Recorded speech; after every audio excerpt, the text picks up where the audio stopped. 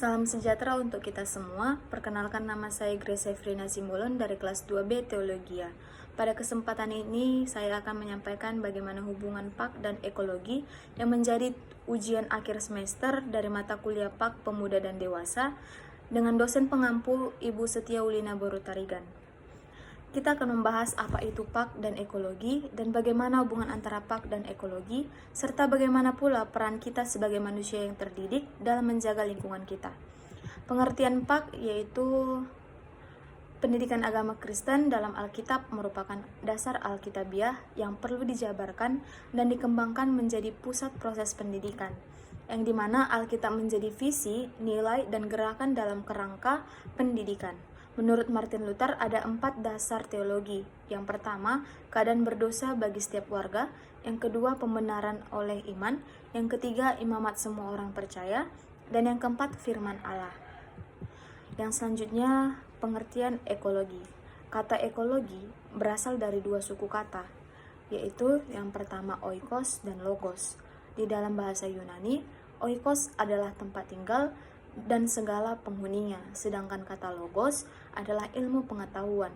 Jadi, ekologi adalah ilmu yang mempelajari tentang cara mengetahui tempat tinggal. Adapun istilah kata ekologi secara terminologi adalah ilmu yang mempelajari makhluk-makhluk yang hidup, bukan sebagai satuan-satuan yang tersendiri, akan tetapi sebagai anggota-anggota dari suatu rangkaian yang pelik dari makhluk-makhluk hidup atau organisme yang saling berhubungan, di mana masing-masing mempunyai fungsi dan perannya. Beberapa ahli juga menyampaikan apa itu arti ekologi. Yang pertama, C.J. Krebs pada tahun 1972 mengungkapkan bahwa ekologi adalah cabang ilmu pengetahuan yang mempelajari tentang interaksi yang menentukan distribusi dan kelimpahan organisme. Yang kedua, menurut Ian Margulies, yang mengungkapkan arti dari ekologi ialah ilmu yang mempelajari tentang studi ekonomi, yakni tentang bagaimana manusia dapat membuat kehidupan dan juga mempelajari bagaimana setiap organisme dapat membuat kehidupan. Yang ketiga, Pianka. Menurut Pianka, ekologi itu merupakan ilmu yang mempelajari tentang hubungan antara organisme dengan seluruh faktor fisik dan biologis yang saling berpengaruh dan mempengaruhi. Yang keempat yaitu menurut G. Taylor Miller pada tahun 1975 yang mengartikan ekologi itu ialah ilmu yang mempelajari tentang hubungan timbal balik antara organisme yang satu dengan organisme yang lain serta dengan lingkungannya. Yang selanjutnya merupakan ruang lingkup ekologi secara umum mempelajari tentang bagaimana interaksi organisme dengan lingkungan hidup sekitarnya. Ruang lingkup ekologi pada dasarnya beberapa hal seperti individu, populasi, komunitas, dan ekosistem. Yang pertama yaitu individu. Individu adalah satuan organisme dari setiap jenis atau spesies tertentu pada suatu lingkungan. Contoh dari ekologi individu ini adalah seorang manusia, seekor kucing, seekor ular, dan lain sebagainya. Yang kedua yaitu populasi. Populasi dalam lingkup ekologi adalah suatu kelompok dari individu-individu sejenis yang berada di dalam suatu tempat dalam waktu tertentu. Contohnya saja dari populasi ini adalah populasi manusia, populasi burung, populasi bunga, dan lain sebagainya. Yang ketiga yaitu komunitas. Komunitas adalah suatu kelompok makhluk hidup yang terdiri atas beberapa populasi dan mereka saling berhubungan dan berinteraksi antara satu dan lainnya di dalam suatu tempat dan waktu tertentu. Contohnya dari komunitas ini adalah komunitas padang gurun yang terdapat populasi rumput. Yang selanjutnya yaitu ekosistem. Ekosistem adalah suatu kondisi terjadinya timbal balik dan hubungan saling ketergantungan antara makhluk hidup dengan lingkungannya. Contohnya saja seperti ekosistem hutan dan ekosistem air laut. Yang kelima yaitu biosfer. Biosfer adalah tingkatan organisasi biologi yang paling besar dan di dalam terdapat pula interaksi lingkungan fisik secara keseluruhan. Yang selanjutnya yaitu manfaat ekologi. Yang pertama, pintu masuk dalam memahami keanekaragaman hayati. Ekologi merupakan suatu ilmu yang mempelajari manfaat pada manusia dalam memahami makhluk hidup dan relasinya dengan lingkungannya. Memahami perilaku makhluk hidup. Dalam hal ini, kajian ekologi akan memberikan manfaat yang penting kepada manusia untuk memahami tingkah laku makhluk dan relasinya dengan lingkungan.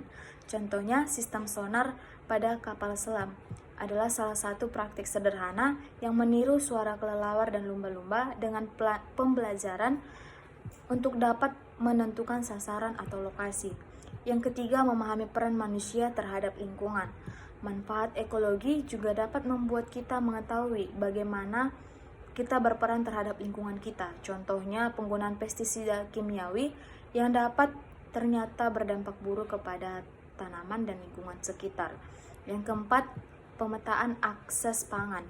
Ekologi dalam hal ini berguna dalam memetakan konsumsi pangan, termasuk mengetahui skala dan pangan dari setiap makhluk hidup. Yang kelima, solusi di bidang pertanian. Ekologi dapat membantu kita juga di dalam pemecahan berbagai masalah di bidang pertanian. Sebagai contohnya, seorang petani memerlukan mikroba untuk menghasilkan nitrat dan amonium demi kesuburan tanah agar lahan pertanian berproduksi secara maksimal. Yang keenam, menjadi solusi di bidang masalah kesehatan. Salah satu manfaat dari ekologi adalah kajian ini, di mana akan membantu kita dalam masalah kesehatan.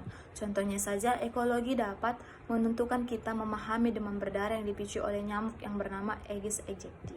Yang ketujuh, menjadi solusi untuk ketersediaan energi. Salah satu manfaat dari ekologi adalah kajian ini di mana sangat membantu kita dalam memastikan ketersediaan energi untuk aktivitas keseharian. Contohnya, pemanfaatan energi air sebagai alternatif energi listrik terbarukan yang lebih ramah lingkungannya.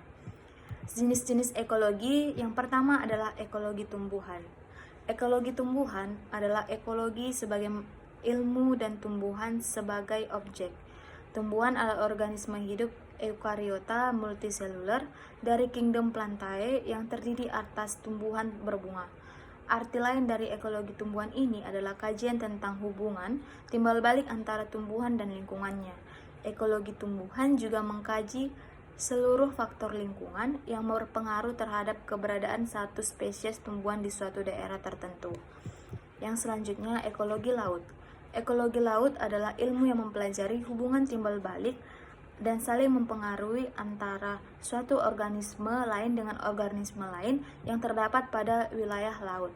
Sebagai contohnya, perairan laut meliputi perairan intertidal, perairan oseanik, dan perairan laut jeluk. Yang selanjutnya, ekologi hewan. Ekologi hewan adalah cabang ekologi yang memusatkan kajian tentang hubungan antara hewan dan lingkungan hidupnya. Kajian ini mulai disebarkan pada abad ke-19 Masehi, sedangkan kajian tentang ekologi hewan mulai diresmikan pada tahun 1920-an. Pekerja yang berkaitan dengan ekologi hewan pertama kali dilakukan oleh ahli zoologi yang berkebangsaan Inggris, yaitu Charles Elton, di mana kajiannya pada masa itu masih pada populasi di alam liar. Yang selanjutnya yaitu ekologi manusia. Ekologi manusia merupakan hubungan timbal balik antara manusia dengan lingkungan hidupnya, dalam arti bahwa terdapat keterkaitan antara manusia dengan komunitas biologis atau alam maupun komunitas sosial masyarakat. Ekologi manusia menekankan pada penyebaran manusia dan variabel sosialnya dalam tata ruang, sehingga kajiannya berkaitan dengan geografis. Yang selanjutnya yaitu hubungan manusia dengan alam. Manusia merupakan bagian terkecil dari planet bumi ini. Namun manusia mempunyai potensi yang besar untuk mengubah dan memanipulasi lingkungannya. Ada 3 bentuk hubungan lingkungan hidup dengan manusia yang pembedaannya dapat dibandingkan dengan mengikuti pola perkembangan hubungan manusia terhadap alam yang diperlihatkan secara objektif dalam perkembangan ekonomi dan kebudayaan masyarakat pada zaman tertentu. Yang pertama yaitu kesetaraan manusia dengan alam. Hubungan manusia dan lingkungannya adalah hubungan yang bersifat kontinuitas. Bahkan manusia sering melihat dirinya lebih kecil. Manusia adalah mikromos dari makromos, yaitu alam ini. Manusia berusaha menyesuaikan dirinya dan menyelaraskan kehidupannya dengan alam. Bahkan menganggap alam keramat sehingga manusia sering menundukkan diri di bawah alam. Bahkan unsur-unsur tertentu dalam alam disembah sebagai dewa pemberi hidup. Yang selanjutnya, manusia menguasai dan mengeksploitasi alam. Teknologi memungkinkan manusia dapat mengubah lingkungan alamiah menjadi lingkungan buatan. Misalnya, hutan diubah menjadi tanah pertanian, tempat pemukiman, dan lain sebagainya.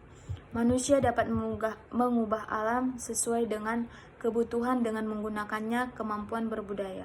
Makin tinggi kebutuhan manusia, makin beraneka ragam juga kebutuhannya.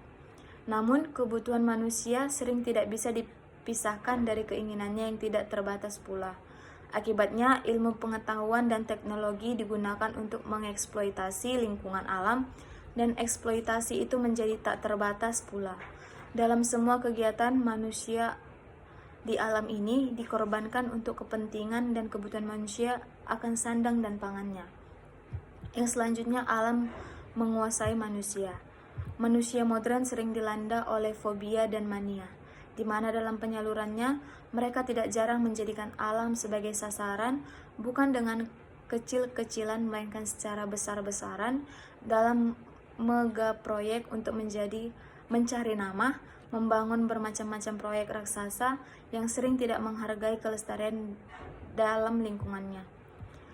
Berkaitan dengan itu, sebenarnya dapat dikatakan bahwa manusia tidak sama sekali menguasai alam, tetapi alam sering menguasai manusia. Bukan hanya dalam hal bahwa manusia sampai sekarang belum mampu menjinakkan alam dalam arti yang sesungguhnya, melainkan juga dan terutama karena alam telah menjadi pesona membuat manusia tidak berdaya dalam apa yang dikenal dengan materialisme. Banyak bencana alam disebabkan oleh manusia yang membuat manusia tak berdaya terhadap alam. Yang selanjutnya, krisis ekologi. Dalam kenyataannya, keterkaitan permasalahan ekologi yang mengancam eksistensi manusia tersebut semakin tampak, seperti populasi, pemanasan global, hujan asam, ledakan populasi, penggurunan, erosi tanah, naiknya permukaan air laut, longsor, banjir, gizi buruk, kuman dan virus penyakit yang baru, pencemaran air, radiasi nuklir, ledakan sampah, pencemaran tanah, makanan sehari-hari yang beracun, dan lain-lain. Krisis ini merupakan problem akut yang membuat perhatian besar setiap individu. Barangkali terdapat suatu permasalahan yang kendati kita cari jalan keluarnya, maupun kita abaikan begitu saja, tetapi tidak memiliki perubahan atau pengaruh signifikan untuk kehidupan. Tidak begitu halnya dengan permasalahan ekologis. Salah satu karakteristik utama persoalan ekologi adalah perubahan. Kepasifan dan kearifan kita akan persoalan ekologi memberikan efek yang signifikan yang terjadi di tengah-tengah kehidupan kita. Krisis ekologi ini tidak dapat dikatakan sebagai sebuah peristiwa alam yang terjadi di alam ini, karena manusia tidak bisa melepaskan diri dari kesaling hubungannya terhadap lingkungan. Krisis ekologi bermula dari jumlah manusia yang semakin meningkat, sehingga overpopulation, sementara kita memiliki keterbatasan daya dukung alam. Ditambah lagi sifat manusia yang antroposentris, terlalu egois menguras kekayaan alam. Dalam hal mengeksploitasi sumber-sumber daya alam, kita harus memikirkan dampaknya terhadap kehidupan makhluk hidup dan lingkungan hidup. Dalam menebang pohon dalam hutan, kita perlu melakukan secara tebang pilih. Tidak menebang hutan secara sembarangan, apalagi membakar hutan sampai gundul hanya karena alasan lahan permukiman dan pertanian. Sebab hutan adalah sumber daya kekayaan hayati. Hutan bukan saja sebagai sumber bahan obat-obat dunia. Selain itu, hutan adalah paru-paru dunia. Penyelenggaraan fotosintesis yang menghasilkan oksigen atau O2 dan karbon dioksida atau CO2, juga penyelenggaraan dan penjaga peredaan iklim atau cuaca dunia akan tetap teratur. Dengan menanam pohon di sekitar pekarangan rumah dan tempat-tempat lahan kritis, kita telah ikut membangun kehidupan masyarakat dunia. Yang selanjutnya, ekologi menurut Alkitab. Jika kita melihat dalam Alkitab dan membaca pada kitab Kejadian 1, cerita penciptaan dikatakan bahwa manusia diciptakan oleh Allah bersama dengan seluruh alam semesta. Itu berarti bahwa manusia mempunyai keterkaitan dan kesatuan dengan lingkungan hidupnya. Akan tetapi, diceritakan pula bahwa hanya manusia sajalah yang diciptakan sebagai gambaran Allah atau imago Dei dan diberikan wewenang penuh untuk menguasai dan menaklukkan bumi dan segala isinya. Jadi, di satu segi, manusia merupakan bagian integral dari ciptaan, dan tetapi jika kita melihat dari segi lain, ia juga diberikan kekuasaan untuk memerintah dan memelihara bumi. Maka boleh dikatakan bahwa hubungan manusia dengan lingkungan hidupnya seperti dua sisi dari mata uang logam yang dijalankan secara seimbang. Oleh karena itu, merusak alam dalam perspektif Alkitab sama saja dengan merusak unsur utama dari manusia. Tidak dapat lagi disangkal bahwa keterikatan manusia dengan alam memuat manusia bertanggung jawab penuh akan kelestarian alam dan sekitarnya yang terdapat pada Kejadian 2 ayat 15. Mengusahakan yang dimaksud dalam kitab Kejadian 2 ayat 15 ini adalah manusia sebagai citra Allah seharusnya memanfaatkan alam sebagai bagian dari ibadah dan merupakan pengabdian kepada Allah. Dengan kata lain, penguasaan atas alam seharusnya dijalankan secara bertanggung jawab, memanfaatkan sambil menjaga dan memelihara, bukan malah merusaknya. Dalam ibadah yang sejati, dikatakan bahwa hal mengelola atau abudah dan memelihara atau samar lingkungan hidup yang dipercayakan kekuasaan dengan kepemimpinannya pada manusia. Hubungan Pak dengan ekologi, menurut David Kinsley, ada 4 yang menjadi permasalahan pokok dalam hubungan Pak dan ekologi. Yang pertama, Alkitab dianggap sebagai dasar pandangan yang berdampak negatif terhadap perkembangan spiritualitas lingkungan. Yang kedua, Alkitab dianggap mempunyai kecenderungan ekologi yang kuat dan sebagai sumber yang penting dalam pembangunan kehidupan spiritualitas lingkungan. Yang ketiga, Alkitab bersikap ambigu terhadap lingkungan. Yang keempat, Alkitab menentukan kedudukan aktualnya terhadap isu-isu lingkungan, tetapi ada tema tertentu atau pasal tertentu dalam Alkitab yang mendukung pandangannya terhadap lingkungan hidup. Pak dan ekologi memiliki hubungan yang begitu signifikan dalam kehidupan, sehingga jika kita sebagai orang Kristen mengabaikan alam, sama saja halnya kita merusak diri kita sendiri dan merusak hasil kerja Allah. Dan bila kita merusak hasil kerja Allah yang besar, maka sama halnya dengan kita tidak taat kepada perintah Allah kepada manusia untuk memelihara alam. Kesimpulan dari penjelasan kali ini yaitu, sebagai mahasiswa teologi dan di tengah masyarakat yang sekarang ini, tentunya Pak harus bisa menjadi panutan dalam hal pentingnya menjaga lingkungan agar tetap sehat dan menggunakan hasil alam sewajarnya saja, bukan karena agama, suku, budaya, dan Pak. Pak merupakan menjadi orang yang pendorong dalam menciptakan atau menggerakkan kesadaran masyarakat untuk tetap merawat lingkungan. Masalah ini penting untuk diperhatikan atau ditelaah agar manusia memiliki kesadaran yang penuh dalam menjaga alam. Pendidikan agama Kristen diharapkan mampu mengajarkan dan membimbing menara didik maupun jemaat agar sadar lingkungan dan menjaga serta memelihara agar tetap baik. Hal ini harus dilakukan terus-menerus dan harus dibekali oleh pengetahuan firman Tuhan. Manusia terbatas dalam mengingat dan melakukan tugasnya. Disinilah peranan orang Kristen atau guru agama Kristen, pendeta, guru sekolah minggu, dan aktivitas gereja untuk terus memberikan pendampingan bagi jemaat. Bila semakin banyak masyarakat yang sadar betapa perlunya memelihara alam atau lingkungan di mana mereka tinggal, akan menciptakan keharmonisan alam dan manusia. Ini bisa tercipta ketika kita ikut serta di dalam memelihara dan menjaga bumi. Sekianlah penjelasan saya mengenai hubungan antara Pak dan ekologi. Terima kasih.